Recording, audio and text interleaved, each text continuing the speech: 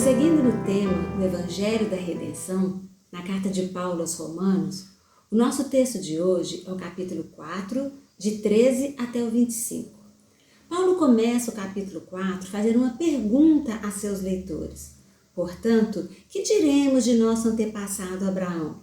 Já que, conforme demonstrado, todos pecaram e estão destituídos da glória de Deus, sendo justificados gratuitamente por sua graça, por meio da redenção que há em Cristo Jesus, o que pode ser dito a respeito de Abraão? Paulo mostra como Abraão se tornou o pai de todos os que creem, como ele se tornou um modelo de fé. Paulo mostra como o trabalho de Deus na vida de Abraão deixou passos para seguirmos. Nós podemos ter a mesma fé que Abraão teve. A história de Abraão é bem conhecida. Já no seu chamado, nós vemos a graça de Deus. Abraão passa de um idólatra lá em Ur dos Caldeus a um adorador de Deus, de quem nem conhecia a Deus, a um amigo de Deus. Como que isso foi possível? O Deus glorioso apareceu a Abraão, estando ele ainda na Mesopotâmia. Deus se aproxima de Abraão, de alguma forma fala com ele e faz uma promessa. Saia da sua terra, vá para a terra que eu lhe mostrarei, farei de você um grande povo, o abençoarei. Deus se manifesta, deseja ter comunhão. E o que Abraão fez para merecer isso? Nada em Abraão teria feito Deus procurar por ele ou falar com ele. Foi um chamado da graça. Deus sempre faz o primeiro movimento em busca do ser humano. A graça sempre é seu ponto de partida. De acordo com Romanos, capítulo 4, versículo 2, se Abraão tivesse sido aprovado por Deus pelo que ele fez, ele poderia ter recebido crédito. Mas o que temos é a história de Deus, não de Abraão. O que Abraão fez foi crer. A sua fé o colocou em ação. E nós vemos que Deus vai se revelando a Abraão várias vezes. E Abraão responde a cada revelação. Muitas vezes, essa resposta de Abraão não é o que a gente chamaria de uma resposta adequada. Mas mesmo assim, Deus não desistiu de Abraão. A relação de Deus com Abraão e as respostas de fé de Abraão são um modelo para caminharmos na nossa relação com Deus. E nós vamos considerar 2 passos que Abraão deu a partir das experiências que teve com Deus. O primeiro passo é confiar na graça. A restauração da relação com Deus, ela vem pela fé e não pela lei, pelo esforço, pelo mérito. Até o versículo 12, Paulo mostra que as promessas não foram feitas com base na circuncisão, que é uma ordenança da lei. Agora, Paulo mostra também como que as promessas não foram feitas com base no cumprimento da lei de modo geral. Nós sabemos a ordem correta. A lei veio depois da promessa e não anula a aliança previamente estabelecida por Deus. Primeiro, Deus deu a promessa. Abraão creu, depois é que veio a lei. Isso seria suficiente para nós entendermos. Mas apesar disso, em Romanos, os argumentos de Paulo vão no sentido de mostrar um outro aspecto. Se a promessa tivesse como base a lei, ninguém herdaria nada, porque, conforme Romanos 3,20, a lei apenas nos torna plenamente conscientes do nosso pecado. De acordo com Romanos 4,15, a lei produz a ira. A ira de Deus vem sobre idólatras, moralistas, religiosos, conforme nós vimos lá nos capítulos iniciais de Romanos, porque ninguém adora e cumpre as exigências do Deus Santo. Então a ira de Deus se manifesta quando ele entrega quem não reconhece como Deus aos desejos do seu coração, deixando-os entregues a si mesmos. Nesse capítulo, há como pano de fundo alguns eventos nos quais Deus se revelou a Abraão e de como Abraão creu, como ele confiou em Deus. E nós vamos relembrar alguns deles. Em Gênesis 15, há o registro da aliança que Deus fez com Abraão. Nós lemos que o Senhor novamente se revela a Abraão e fala com ele numa visão. Não tenha medo, Abraão, eu sou teu escudo, grande será a sua recompensa. E Abraão faz uma pergunta a Deus: ó soberano Senhor, o que me dará se eu continuo sem filhos? Tu não me deste filho algum, um servo será meu herdeiro. E o Senhor responde a Abraão: não, Abraão, um filho gerado por você será o seu herdeiro. Olha para o céu, conte as estrelas se é que você pode, assim será a tua descendência. Abraão creu em Deus e isso lhe foi acreditado como justiça. É o que Paulo retoma aqui em Romanos.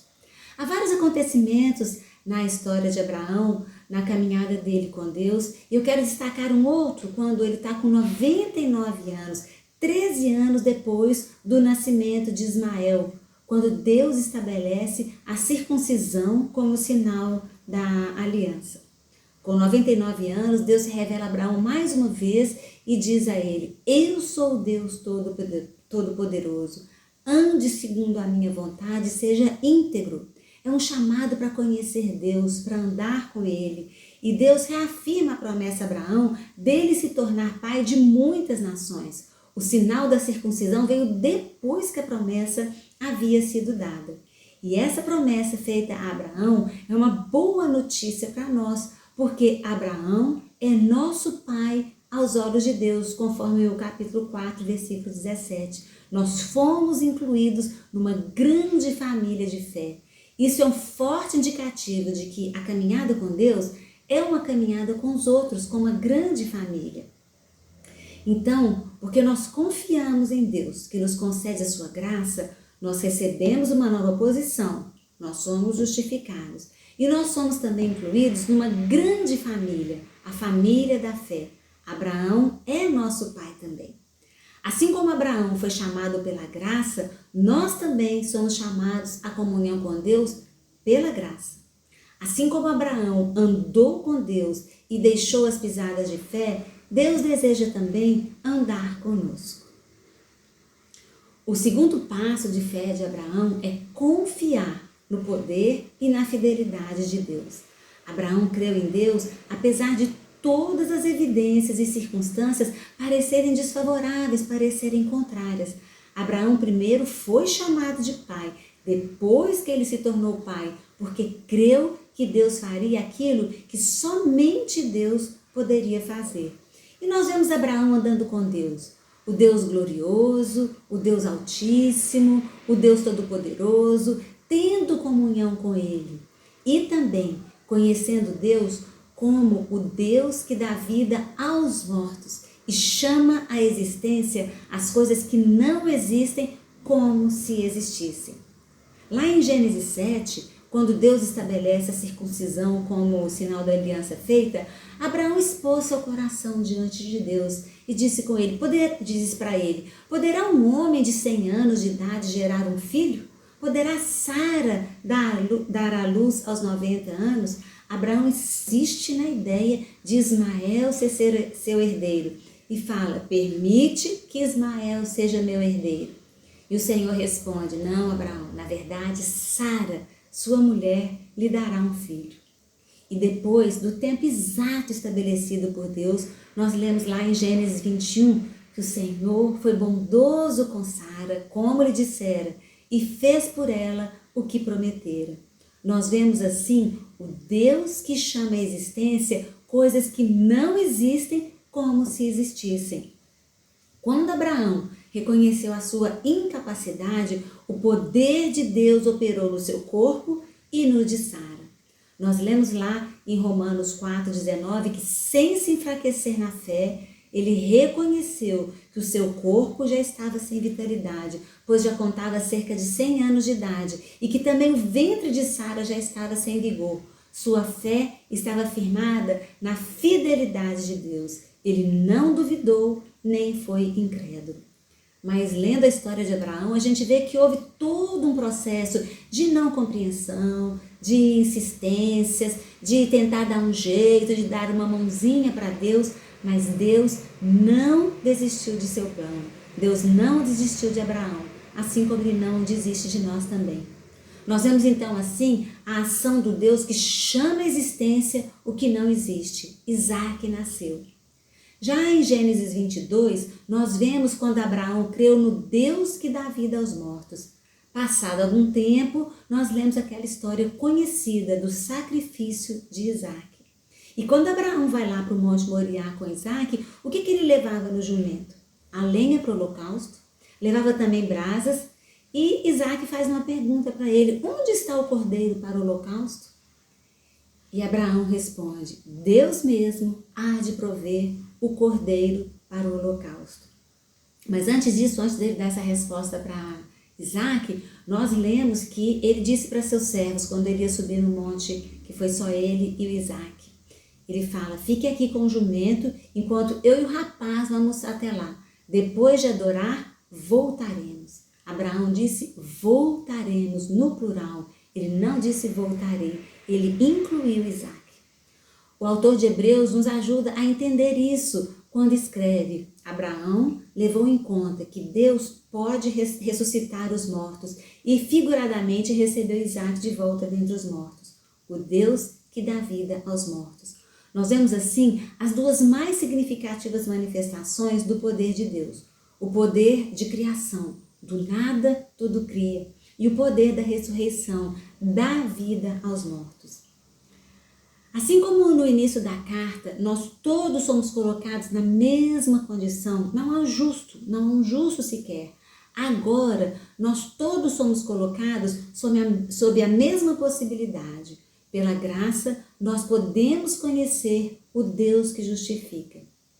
Muitas vezes, a dúvida nos rodeia, mas nós podemos escolher confiar no poder e na fidelidade de Deus. Nós podemos andar pela fé e não pela vista. E assim como Abraão, iniciar uma jornada com Deus, uma jornada de transformação, nós podemos ser transformados em amigos de Deus.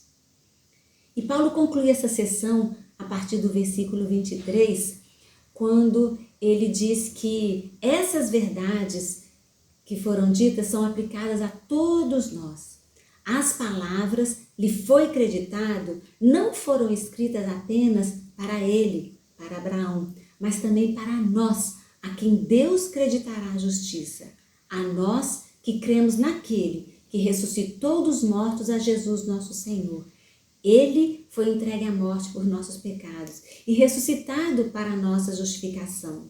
Assim nós vemos que o alvo de Deus anunciado a Abraão foi alcançado em Jesus, em sua morte e em sua ressurreição. Nele, em Jesus, nós fomos incluídos em uma mesma família.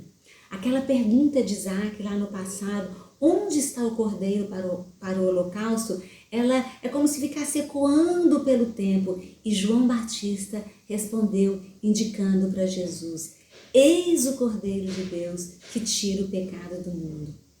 Paulo conclui o que apresenta desde o início da carta. Por causa dos nossos pecados, Jesus foi entregue à morte. Para a nossa justificação, ele ressuscitou. Todos os que creem na morte e na ressurreição do Filho de Deus estão incluídos na família da promessa. A promessa feita a Abraão está cumprida. A jornada de comunhão com Deus se inicia quando Deus se revela a nós. A iniciativa é dele. E nós respondemos às revelações que Deus nos faz. Nós desenvolvemos uma vida de amizade com Deus. Nós andamos nos passos de fé de Abraão. Nós confiamos na graça e não no nosso próprio esforço. E nós assim fomos acolhidos na família de Deus.